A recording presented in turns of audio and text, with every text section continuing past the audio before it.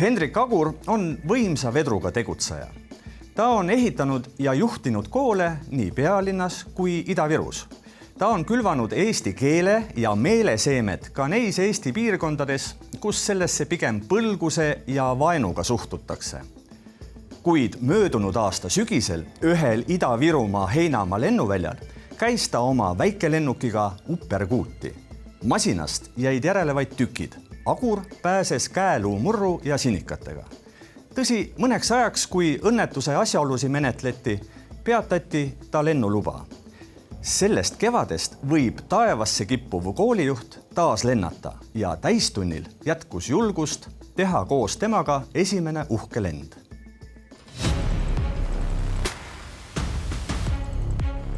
Täna ongi esimene päev pärast toda õnnetust, kui pääsed lendama.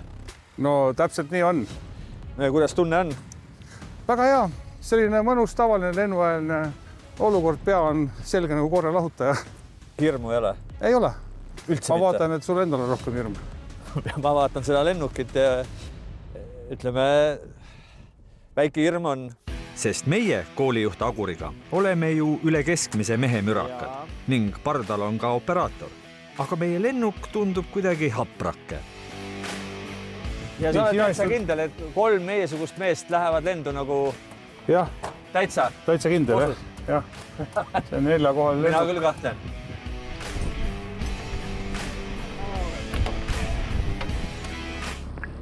Charlie lahku lähialast Pomsi kaudu VFR ülapiir 1200 jalga, asetukood 0021.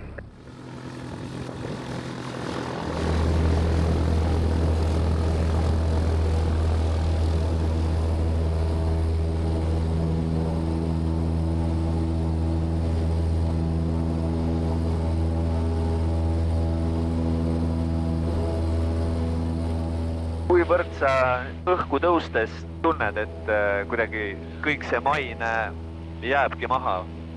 Eks ta niimoodi kaudselt ongi. Kas see lendamine ei ole see hetk, kus tulevad just need kõige paremad mõtted pähe? Et sa oled nagu vaba muudest asjadest? On, ta annab nagu kuidagi mõttele sellise teise tasandi. Tihti, kui sa üksi lendad, siis see mõte hakkab tegelikult nagu ujudeski, kui sa pikka otsa ujud, siis mõte hakkab või joostes. Hakkab mõte väga huvitavat rada mööda käima.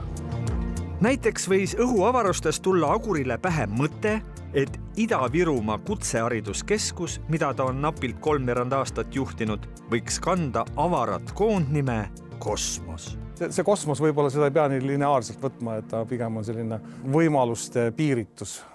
Aga ambitsiooni näitab? Kindlasti, et eks see nimest kostab juba välja. Piltlikult öeldes ongi see enam kui 2000 õpilasega mitmes linnas laiuv keskus üsnagi kosmilist mõõtu. Algstaadiumis on olnud siis alates nõukogude ajast, kui me võtame 15 kutsekooli umbes, mis on tegutsenud erinevates kohtades, Kohtla-Järvel, Jõhvis, Sillamäel 2 tükki, Narvas. 2016 ühendati need kõik 1, nii et on ainult 1 Ida-Virumaa kutsehariduskeskus. Ja kogu selle asja kokkuliimine on selline päris vaevarikas töö. Näib olevat sinu loomuses, et sa üsna kiiresti uute ja keeruliste olukordadega kohaned. Võib öelda küll, et kohanemisvõimed selles mõttes on kuidagi väljakutsed erutavad, käivitavad ja et on mulle loomuomane, see on tõsi. Jõhvis maandume me otse mehhatroonika õppeklassi, mis kõigiti moodne ja šikk. Võta või jätta, Eestis on läinud nii, et see kutseharidus, kutsekool kui selline, tal ei ole hea maine. Kuidas seda mainet muuta? Ja ma olen nõus, et nii-öelda see nõukogude ajast pärit supikooli maine on teatud määral veel kutsehariduses täiesti, nagu sa ütlesid, olemas.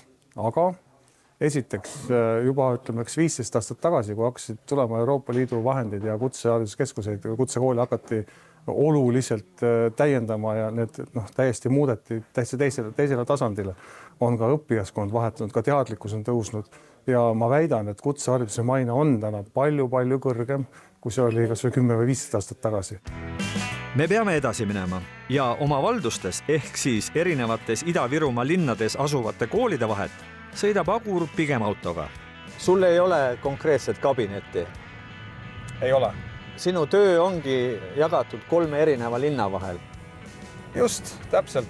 Et noh, tehniliselt eelmised juhid on pidanud ka nendes õppekohtades uhkeid kabinette. Mina seda kabinetti ei vaja, ma olen andnud need teistele töötajatele või õppijatele. Kui on vaja kellegi nõu pidada, selleks on nõupidamiste ruumid ja ega see juhtimine on pigem, see on inimestega suhtlemine, see ei ole kabinetis istumine. Kui palju sa nädalas, kuus, aastas kilomeetreid maha sõidad nüüd nende 3 kooli vahet siis asju ajades? Eks siis on ühes kuus olnud vist umbes 5000 kilomeetrit läbisõit.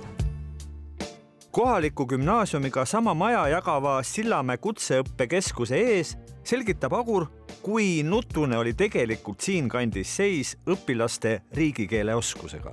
Kooliaasta algaski nii peale, et meil olid õppijad esimesel kursusel ja ka teisele jõudnud, kes ei osanud eesti keelt, mõned isegi A1 tasemel. 3. kursuse õpilane, kes lõpetab kooli ja ta on väidetavalt õppinud 60-40 või täis eesti-keeles õppekaval, ei oska öelda elementaarseid asju.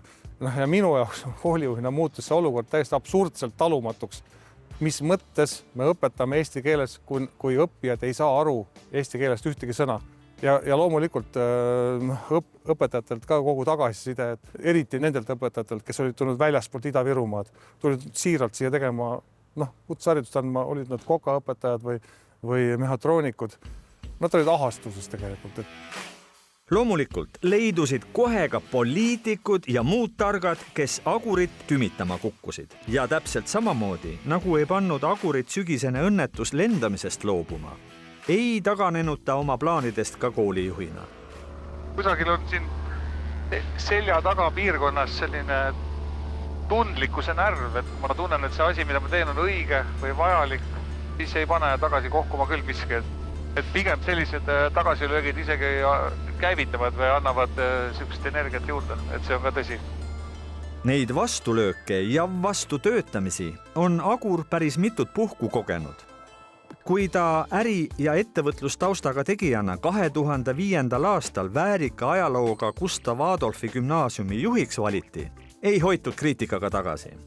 Aga eriti halastamatuks läks kriitika siis, kui Agur otsustas Kalamajja rajada Gustav Adolfi kooli algklasside maja.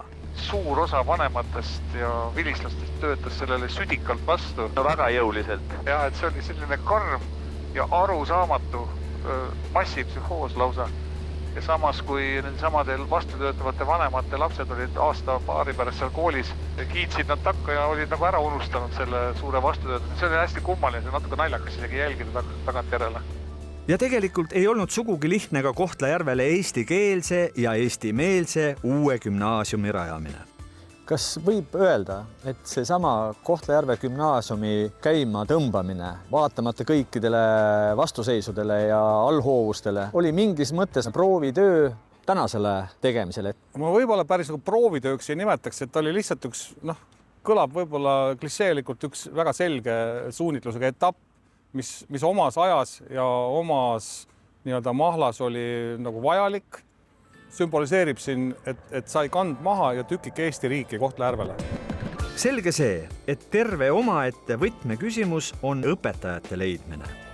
Kas tublisi Eesti kuulsaid tuntud erialaspetse on siia saada raske? Mida te pakute neile, et head õpetajad siia tuleksid? No eelkõige ma arvan, et head õpetajad peavad tundma ikkagi miskisugust momenti, et see on missioon, mitte lihtsalt tööl käimine, et tööl käijaid meil ei ole vaja. Me vajame sind täna siin Ida-Virumaal, Ida-Virumaa kutsehariduskeskuses Kosmos. Teeme selle päriselt teoks, selle, mida ei ole aastakümneid suudetud teha, et Ida-Virumaa noored saaksid õppida eesti keeles ja saaksid eesti keele selgeks.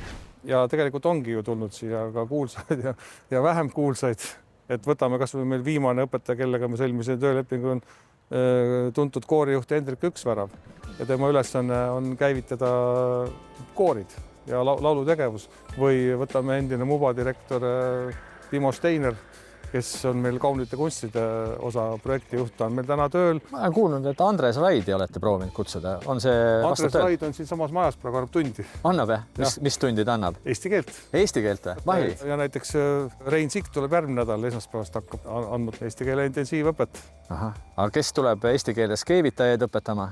See on väga hea küsimus, et siin ma teen üleskutse, et tublid keevitajad, kui te leiate ennast õpetaja kutset ja eesti keele, siis on väga vaja praegu. On vaja? Päriselt on vaja. Ma vaatasin töökuulutust, päris korraliku palga annate ka? Ikka, ligi 3000. Täitsa reaalselt? Täitsa reaalselt, brutopalk ligi 3000.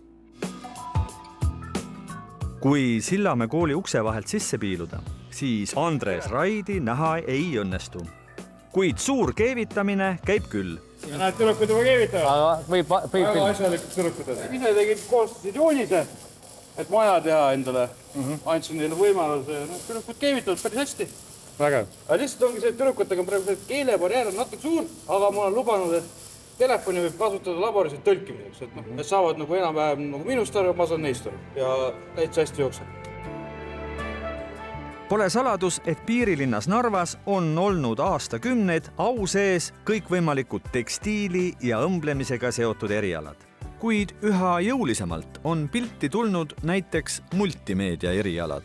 Et saaksid töötada operaatorina või siis videotöötlejana või ka üldse telemaastikul ükskõik mis alal, et õpetatakse ka suhtlemist, integreerimist, et sellega me läheme edasi. Ainuke, et me paneme selle asjale teise käigu, me seome selle filmindusega väga tihedalt nüüd, et kuna filmlinnak on avamisel Jõhvis. Kuid koolijuhi lemmikruum on üks teine ruum. No see on Narva õppekoha stuudio, helistuudio. Ja siin on tegelikult aastate jooksul minu teada päris palju plaate tehtud ja on täiesti professionaalsel tasemel. Muusika pakub nii palju rõõmu ja eneseteostusvõimalust ja mahalaadimist ja kõik need asjad ja muusika on väga, väga kaunis asi, mis toidab ju meie vaimumaailma. Igas koolis, mida sa oled juhtinud, on olnud oma bänd, silmapaistev bänd. Kuidas siin nüüd selle bändiga Ida-Virumaal olema saab? Ütleme nii, et on siin osalised koolitöötajatest on Krahv Gagarin. Miks Krahv Gagarin? No Gagarin ise juba seostub hästi kosmosega ja Krahv võib-olla teatud aristokraatlikkusega ja bänd ühiselt otsustas. Enne me uhke lennu lõppu pean ühe asja veel üle küsima. Mul on jäänud mulje, et sa oled inimene, kes naudib seda asjade tegemist, aga siis kui asjad valmis saavad, siis sa kaotad nagu huvi ja võtad mingisuguse järgmise suure asja ette. Mida on see adekvaatne hinnang? No, ma pean natuke mõtlema selle peale, kas päris kohe alla kirjutada. No, ütleme nii, et kui mul rutiin läheb väga suureks, et siis ma selline igapäevane, või et tiksume, et aken on järgmine päev valge ja midagi ei ole juhtunud, et võib-olla ma tõesti selline ei ole. Et teen nagu oma sellise lõigu ära, mis pakub pinget ja huvi ja see võib isegi täitsa nii olla.